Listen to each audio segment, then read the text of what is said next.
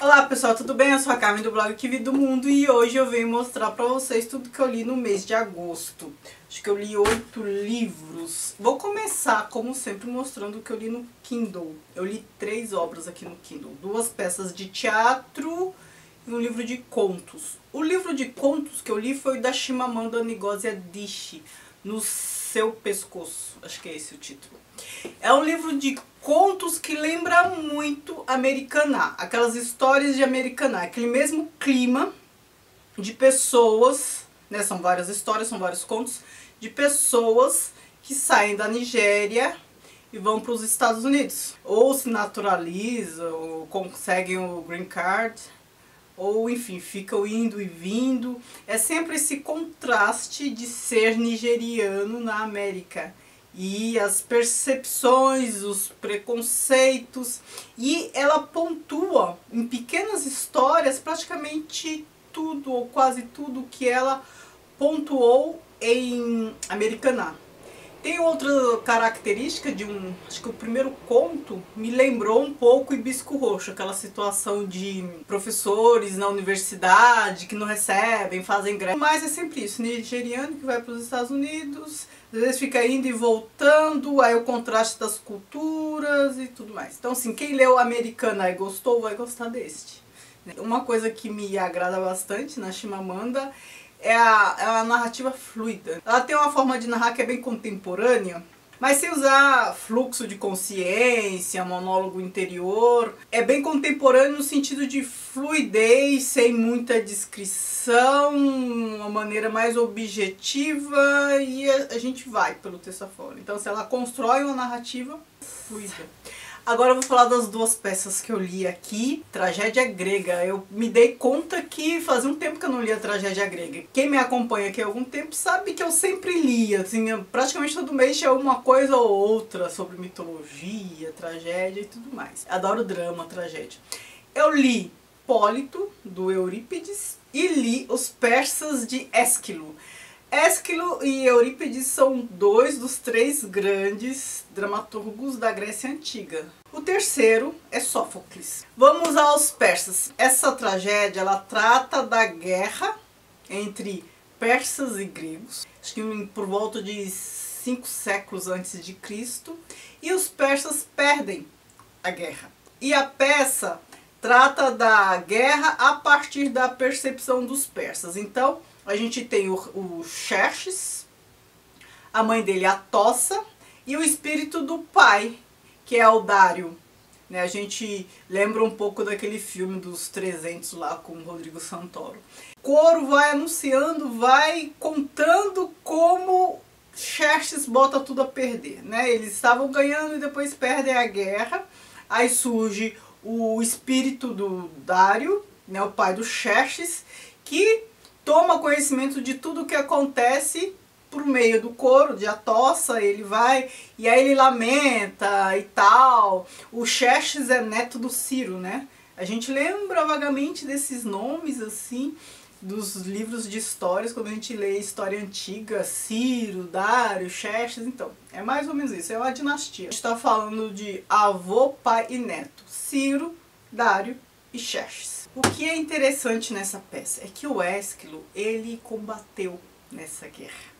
Ele combateu do lado dos gregos, claro, e aqui é a perspectiva dos persas. Então acho que é a primeira peça que a gente tem notícia, pelo menos das que sobreviveram, né? Essa é a única na íntegra em que quem escreveu realmente participou. Então assim, testemunha ocular dos fatos. Então ele não está contando um passado mítico, algo longínquo, como Ilíada, etc. Não, ele estava lá e narra, e cria uma peça a partir de então. Bem interessante porque é a primeira coisa que eu leio sobre esse período, né, na perspectiva de não gregos. Talvez eu tenha lido alguma coisa da cultura latina, mas assim, da cultura persa eu não tinha lido nada ainda, e eu gostei bastante. Tudo bem que é a visão de um grego, né? Mas de todo modo já é alguma coisa. A outra peça é de Eurípides e é a história do Hipólito. Essa história do Hipólito é a mesma de Racine, do século XVII na França. Racine escreveu Fedra, deixa eu pegar aqui. Eu já comentei em algum vídeo Phèdre de Racine, a minha edição está em francês. É a mesma história, embora essa se chama Phèdre e essa aqui Hipólito. Racine se baseou em Eurípides para fazer Phèdre, porque é o mesmo mito que eu vou contar para vocês agora. O que acontece? Teseu era o rei de Atenas e ele teve que se exilar por um tempo em Trezeno porque ele matou algum parente, primo, alguma coisa assim, e eram umas normas. E ele se exila com a segunda esposa, Phèdre. Só que Teseu, ele teve um filho com Hipólita, uma amazona, e o filho deles, Hipólito. Este Hipólito, muito bonito, mas ele desprezava a Afrodite, fazia pouco dela. A Afrodite, fula da vida, se vinga dele. O que ela faz? Ela faz a madrasta, Phèdre, se apaixonar por Hipólito. E a madrasta fica lá corroída de amor, conta pra ama a sua desgraça, né, que é gostar do enteado. A ama conta pra Hipólito que Phèdre gosta dele. Hipólito repudia Phèdre, né? Muita gente até fala que é misoginia e tal, mas ele repudia Phèdre. Ele desdenha de Afrodite e repudia Phèdre, né? Então, ele repudia Phèdre e tal, e Phèdre se suicida diante dessa desgraça, porque a ama contou, não era pra ter contado, e aí ela é maltratada, enfim. Ela se suicida, só que na mão dela ela escreveu uma mensagem, e Teseu, quando a acha morta, pega a mensagem na mão dela, e nessa mensagem ela fala que foi desonrada por Hipólito, o que não é verdade. Teseu acredita, esculacha o filho de Zéda, amaldiçoa e pede para que o rei dos mares, Poseidon, castigue o filho. Manda o filho embora para assumir das vistas e ele roga a Poseidon que castigue o filho, o Hipólito. E o Hipólito sofre um acidente, porque o Poseidon providencia acidentes lá, a carruagem dele vira, enfim. A deusa que gosta do Hipólito e de quem também o Hipólito gosta, ela revela a Teseu que ele foi enganado, e isso e aquilo, e aí ele se amaldiçoa, aí o filho volta todo estrupiado, já morrendo, ele pede perdão e tal, e Hipólito morre. Então Phèdre e Hipólito morrem. Então, aqui em Racine, ele conta essa mesma história, ele se baseou ali no Eurípides, só que uma perspectiva de Phèdre. Aqui aparece menos a influência dos deuses, parece menos que aqui, mas é praticamente a mesma história. Agora vamos aos livros físicos. Reli As Meninas eu havia lido há muitos anos, talvez uns 20 anos. E eu tinha esquecido como era a narrativa, eu lembrava vagamente da história. As 3 meninas no orfanato, né, no colégio de freiras, melhor dizendo, não é bem meninas, adolescentes, cada um já com um perfil, cada um com a sua história. Tem a Lia, que é ativista, ela é politizada, a gente está num período aqui de ditadura, de repressão, né, final da década de 60, começo da década de 70, não sei. Aí a gente tem a Ana Clara, que é muito bonita, queria ser modelo, mas ela usa drogas e ela se envolve, ela é prometida a casamento, mas se envolve com um traficante, gosta de um traficante.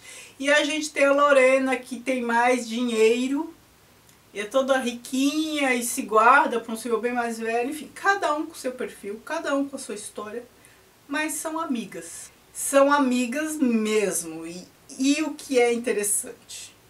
É interessante duas coisas aqui. Primeiro, que é uma história dessa durante o regime militar, esse livro eu acho que não foi censurado, porque aqui tem drogas, sexo, contravenção, né, pensando em termos políticos e droga também, não foi censurado. Outra coisa que chama atenção, elas num colégio de freiras com esse comportamento e não sofrem repressão das freiras, assim. As freiras podem não saber, mas sempre desconfia, né? As ausências e tudo mais, elas não sofrem repressão. E a terceira coisa, eu falei que eram duas, né? Mas são 3. A terceira coisa é a forma de narrar.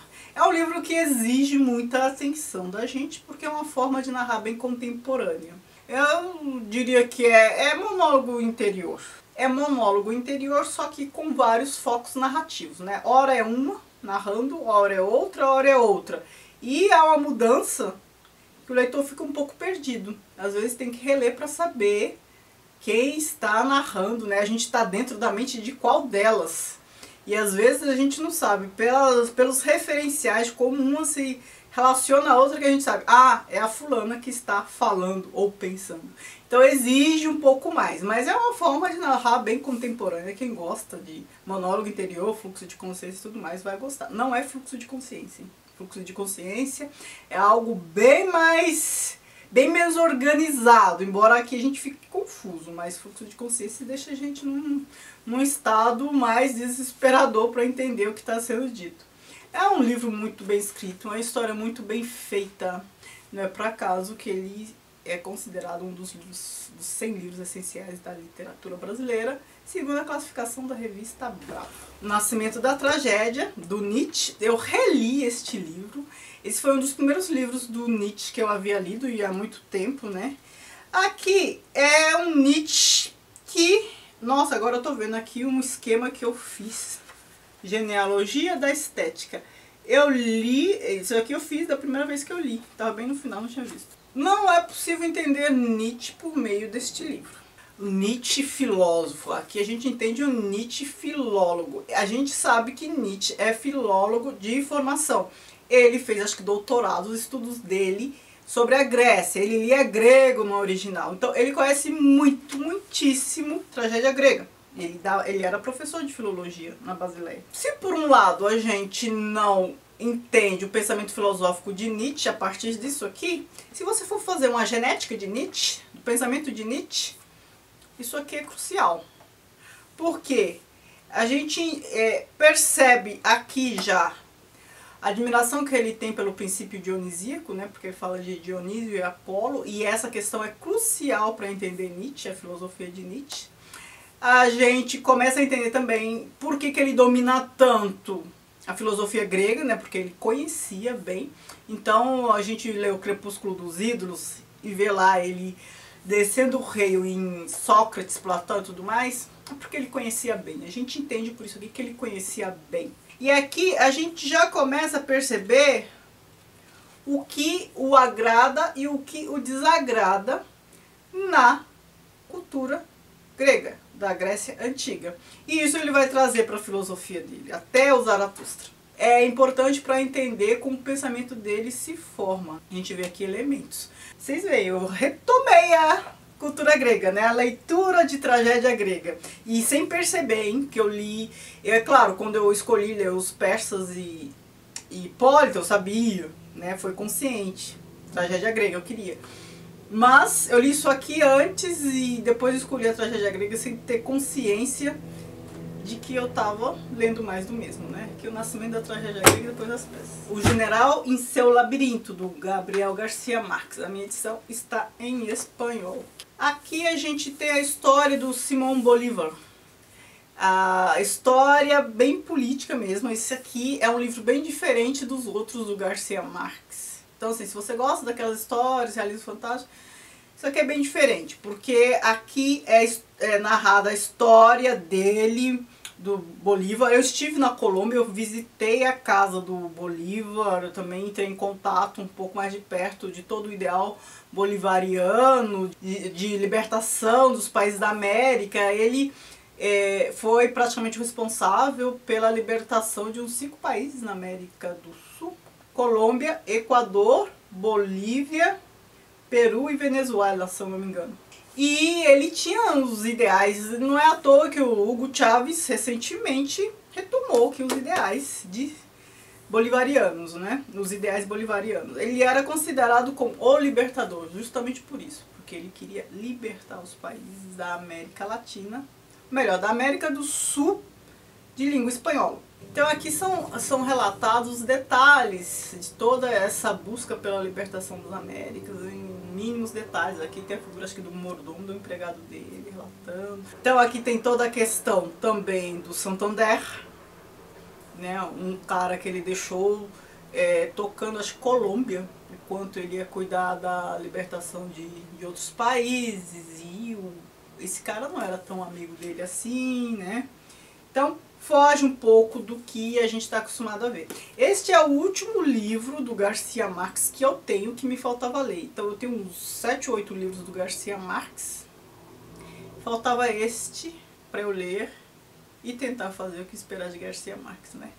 Vamos ver quando que eu vou dar conta disso. Agora eu vou mostrar 2 livros que eu reli. Aliás, eu acho que esse mês foi praticamente de releitura. Eu reli 4 livros. A Ética Protestante, O Espírito do Capitalismo e O Apoiador no Campo de Centeio.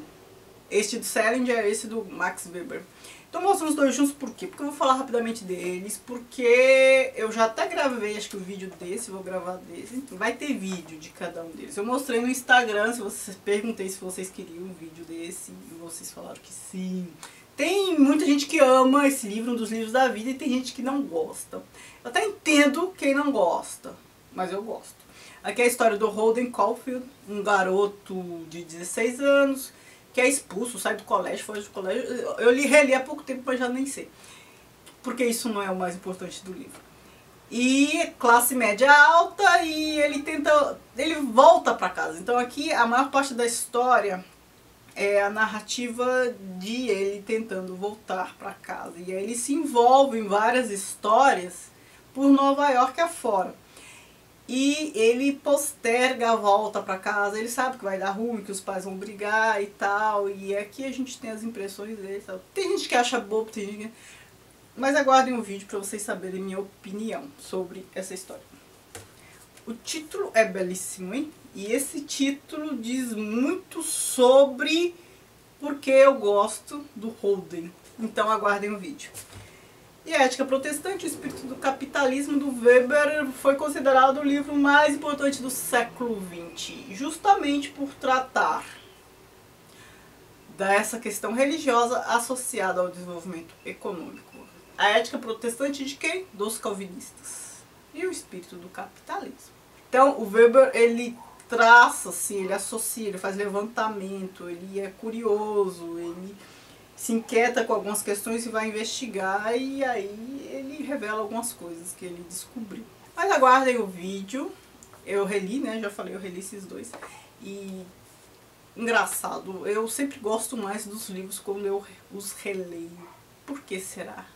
Então assim, paciência, que acho que ainda neste mês vai sair vídeo, ou mais tardar, comecinho do mês que vem, tá bom?